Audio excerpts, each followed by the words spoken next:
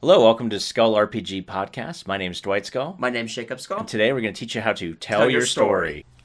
So Dwight, there's a part in every GM's life where you're trying to do something and then there's rules in your RPG campaign that conflicts with what you're trying to storytell. So how would you balance not being rules heavy but still keeping your story intact? Yeah. Or vice versa? It's a good question. So I will say this. It also depends on what game you're running and the players at your table. So if you're running a Vampire the Masquerade or any World of Darkness book, they in all those books tell you if the rules are going to trump your story, let the rules fall away. Like you do your story. The storytelling is really what the World of Darkness, the Vampire the Masquerade games, Mage, the Ascension, so many other kind of things in that are all about. So the whole point of this is for you and your players to tell a fantastic interwoven story together. And if the rules don't make sense for that story, just drop the rules. D&D, historically, specifically back in the older times, because the books are so focused on rules, there are a lot of rule lawyering where you have a player arguing with the GM about what the rules actually say. And the GM's like, yeah, I don't really care. I'm just trying to get this one thing across. And then the other player's like, you can't because the rules don't allow it. And this is really what your whole argument is where you see it a lot in games that are very strictly rules-based that have a lot of different tables for how to get things done.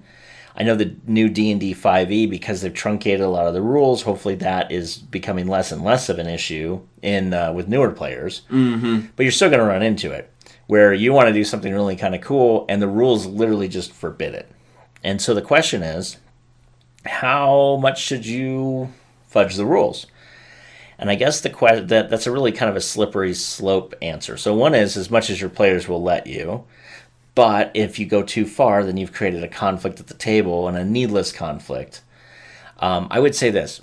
If your rules won't harm a player, like if your storyline going against the rules won't harm a player, you'll probably be able to get away with it a lot easier than if they did. If you're not following the rules allow you to harm, attack, kidnap, incapacitate, or do something against a player character that they will view as taking over their free will, then you are going to face this argument a lot.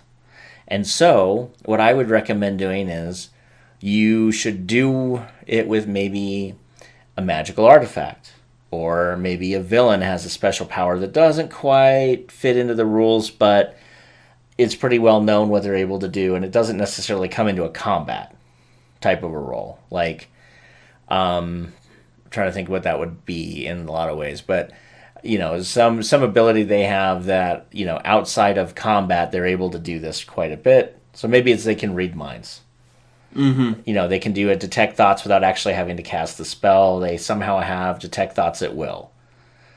Maybe they have some sort of amulet that allows them to do that, and they have it 3 times a day, something like that. And then you look at the amulet, you're like, that amulet's way overpriced for the character of that level. Well, you know what? They got it it's been passed down in their family, and that's what their family's been known for, but no one knows this amulet exists. So that's how you rule lawyered yourself out of it, and you're not using it to harm the players in a combat situation, but you are using it to further the story along for your villain, for instance. Basically, fudging the rules to keep the story progression going, not necessarily to give your story an edge over the players. So not like giving a cool magic sword to a villain that they're going to be using against the player characters, unless it's more story driven than combat driven. Right. So like your 3rd level character shouldn't be given their +4 ancestral sword at 3rd level. Like it just shouldn't be that way. So that you have some really huge, big bad that is now levels ahead of where they should be because of this weapon. If you need them levels ahead of where they need to be, don't give them a weapon. Just make them bigger in their levels.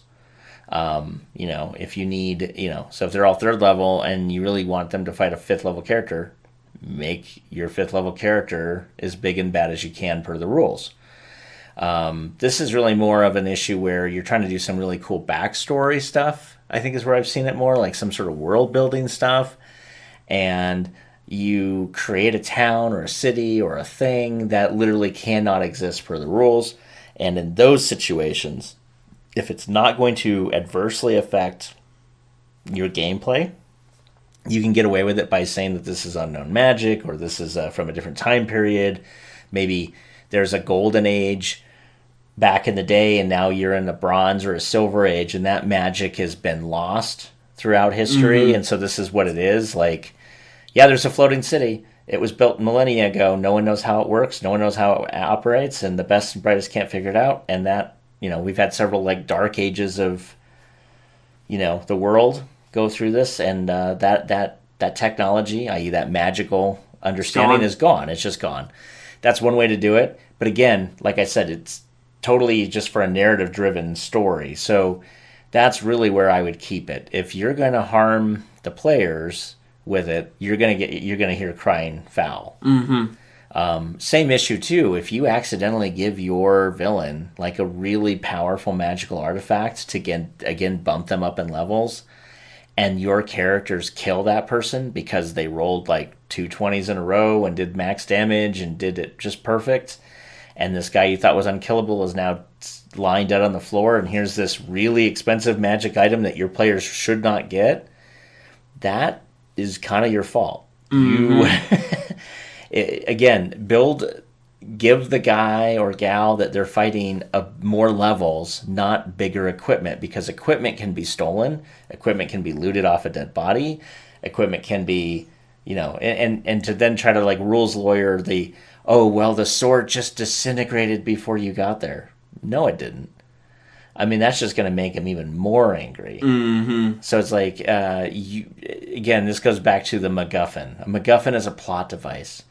It's a dangerous plot device because it's this item of immense power, and in many cases, way too much power, overbalanced power. And most MacGuffins are normally destroyed for a reason. Right, the one ring has to be destroyed. Why? It's too powerful. But the problem is, if I'm using like this +4 sword as this thing at lower levels or even medium levels, it becomes this thing where you've now given one character the ability to have functionally 3 player levels higher because they can hit so much better, and everybody else is doing nothing. And what you've done is you've actually unbalanced the game that D&D has spent years, let's just be honest, decades trying to balance, by not giving everybody magical items at first level, not giving people magical artifacts really quick. It's just too much. And so, yeah, my suggestion is move it for story purposes only, not combat. And if you're going to do that, just make sure that if it's so unbalanced in terms of like that it cannot happen, make sure you call out that it was from an earlier age, then that magic is lost, and the thing that you're talking about cannot be obtained. Like a floating city in the clouds, that's not possible. Well, yeah, there's magic before then. But the thing is, your players can't possess this floating castle, floating city in the clouds and use it to go raid the country with. They can't steer it. They don't have the magical knowledge. So that's how I would balance those two out. Hey, thanks for listening. And for more resources, please go to skullrpg.com.